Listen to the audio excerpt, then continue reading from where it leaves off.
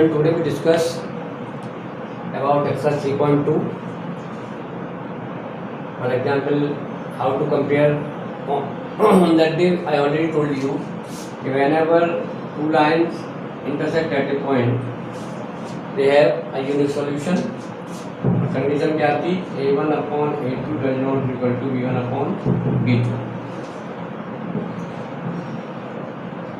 Unique solution. Okay. If two lines are parallel, ये जो solution है वो कंसिस्टेंट सॉल्यूशन है for unique solution. No solution यहाँ पे आप कर देते A1 upon A2 B1 upon B2 does not equal to C1 upon C2. ये जो वैसे कंपेयर किया जाता है. थर्ड वन था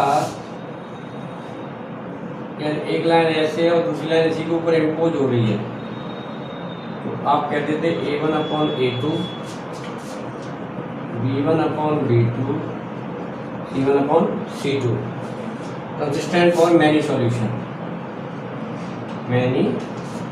For example, क्वेश्चन नंबर लेते हैं तो कह रहा है कंपेयर करिए 3x plus 2y equal to 5 और 2x minus 3y equal to 7.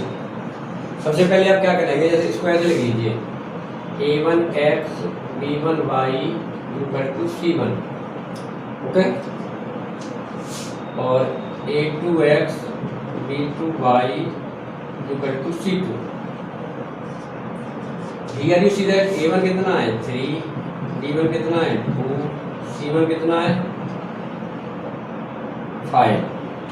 यहाँ पे देखें तो A2 2 B2 minus 3 C2 7. Okay, now use A1 upon A2 B1 upon B2 C1 upon C2. Okay, क्या हो जाएगा 3 upon 2 2 upon माइनस 3 5 upon 7. देखिए पहले तो ये यही नहीं बराबर है, ये बराबर नहीं है तो कैसा सॉल्यूशन हो गया, यूनिक सॉल्यूशन हो गया. और यूनिक सॉल्यूशन जो है वो कैसा है, कंसिस्टेंट सॉल्यूशन. यूनिक सॉल्यूशन है consistent solution. Lines are consistent and we get a particular solution. Is that clear? Now discuss another example. Suppose करिए हमारे पास लाइन दे रखी है 2x minus 3y equal to 8 और 4x minus 6y equal to 9. देखिए यहाँ पे A1 हो गया 2 B1 हो गया माइनस 3 C1 हो गया 8 A2 4 B2 minus 6 C2 9. Now we have to use the same formula A1 upon A2 B1 upon B2 C1 upon C2. Now put the value of A1 A2 B1 B2 and C1 C2. देखिए 2 upon 4 minus 3 upon minus के 6 8 upon 9. ठीक है, यहाँ से तो देखें तो हम 1/2 8 अपॉन 9 ये इक्वल नहीं. कैसा सॉल्यूशन हो गया, that is the second case, no solution. तो lines are not consistent because this is the condition for lines are parallel. If lines are parallel, they never meet. They not have any particular solution. So this is the case of inconsistent. Now we discuss about, on that day I already told you about substitution method. In exercise 3.3 we have 3 questions and according to question we have to solve the question with the help of substitution method. जैसे देखिए आपके पास question number 1 का second part दे रखा है s minus T equal to 3 और s upon 3 plus T upon 2 equal to 6. Find the value of s and t with the help of substitution method. तो हम क्या करें, from first S equal to क्या आएगा 3 plus T, ये transfer कर दिया ना, प्लस का हो गया। Put the value of S in second. देखिए सेकेंड इक्वेशन क्या आती है, S upon 3 plus T upon 2 equal to 6। अब एस की वैल्यू पुट कर दीजिए यहाँ पे, 3 plus T upon 3 T upon 2 equal to 6। अब देखिए सिंगल वेरिएबल है गया, यहाँ पे 6 से एलसीएम आया 2 3 plus T plus 3 T equal to 6। यहाँ कुछ नहीं, क्रॉस मल्टीप्लाई कर लें, क्या आ जाएगा 6 plus 2t plus 3t equal to 36। That clear? तो देखो 5t इक्वल टू 36 माइनस 6, तो 5t equal to 30 and t equal to 6। अब ये जो t की वैल्यू है इसे आप यहाँ रख दीजिए थर्ड में। Put the value of t in third में रखोगे तो s की वैल्यू क्या आ जाएगी 3 प्लस 6 एस इक्वल टू 9। अब सपोज करें you want to verify your answer correct or not, तो you use any equation either 1 or 2 not 3।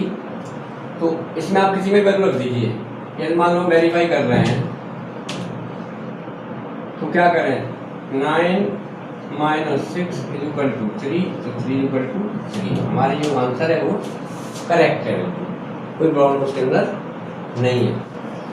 देखिए वेरी इंपॉर्टेंट क्वेश्चन है, solve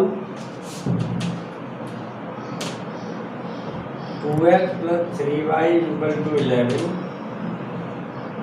and 2x minus 4y equal to minus 24। Hence find the value of m if y equal to mx plus 3. You know very well, first of all we want to find out the value of x and y, then put in this equation. From second, इसे third मान लो,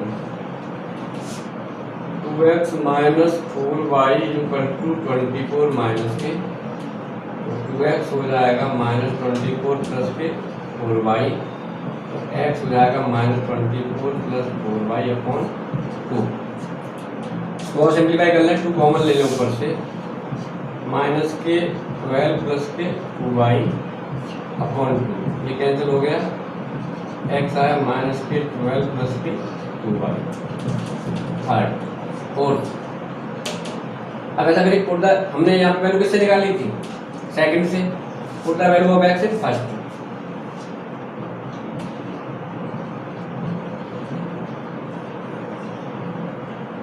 first में रखोगे क्या हो जाएगा 2 minus के 12 plus 2y plus 3y equal to 11, minus के 24 plus के 4y प्लस के 3y इक्वल टू 11। 24 का ट्रांसफर कर दो, इधर आ जाएगा 7y 11 प्लस 24, तो 7y 35, तो y आ गया यहाँ से 5। Now put the value of y in equation 4. Put the value of y in 4. देखिए x क्या आ जाएगा, माइनस के 12 2 इंटू 5 दैट इज माइनस के 2। एक्स वाई दोनों आ गए। अब हमें क्या कह रहा था, find the value of m। तो m निकालने के लिए हम क्या करें, जो हमारे पास वैल्यू आई है x और y की, इन्हें हम इस इक्वेशन पुट कर दें। Now put the value of x and y in third. Third में रख दो। बाई कितना आया है, एम एक्स प्लस 3 है, बाई 5 आया था एम माइनस के 2 प्लस 3, इधर ले आओ, 5 माइनस 3 माइनस के 2m, 2 इक्वल टू माइनस के 2m, imply that m equal to minus के 1. You can check your answer also. If you have any doubt. 3.3 exercise. Question number 2. The value of m is minus 1, value of x is minus 2, value of y is 5. Okay. Now, in question 3 we have to form the linear equation with the help of find their solution by substitution method. पहले हम एक equation बनाना सिखा दे रहे हैं आपको, then you can use the substitution method. ये कह रहे हैं the difference between two numbers is 26 and one number is 3 times the other. Find them. हमने मान लिया let two numbers are x and y and x greater than y, ये माना। अब केस फर्स्ट क्या कह रहा है, केस फर्स्ट कह रहा है difference of two number is 26। इसका मतलब डिफरेंस क्या है, ज्यादा में कम माइनस करते हैं आप 26, और according to question one number is 3 times the other. तो केस सेकंड क्या हो गया, x इक्वल टू 3y या x ये इक्वल सेकंड हो गई। अब देखिए सब्स्टिट्यूशन मेथड हमें यूज करना है, तो put the value of x in 1, put the value of x इन 1, कहाँ से, सेकंड से। सेकंड में x वैल्यू कितनी है 3y, इस वैल्यू पुट कर दो, 3y minus y equal to 26, 2y equal to 26, y equal to 13. Okay, so x equal to कितना है 3y, तो x आ जाएगा 3 into 13, 39.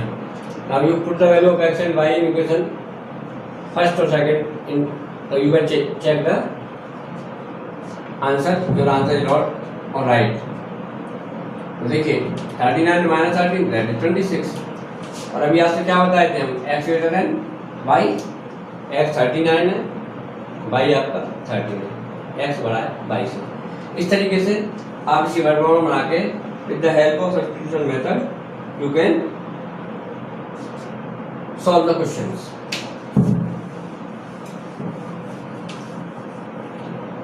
और एक वर्ड फॉर्म ले ले रहे हैं, ये कह रहे हैं if fraction become थर्ड का fifth, if fraction become 9/11 if 2 is added to both numerator and the denominator। आपने पहले माना let the fraction is x upon y। Case first क्या, if fraction become 9/11 if 2 is added to both the numerator and denominator। तो देखिए numerator है denominator है, इसमें दोनों तरफ हम ऐड करते हैं, 2 फ्रैक्शन रह जाता है 9/11।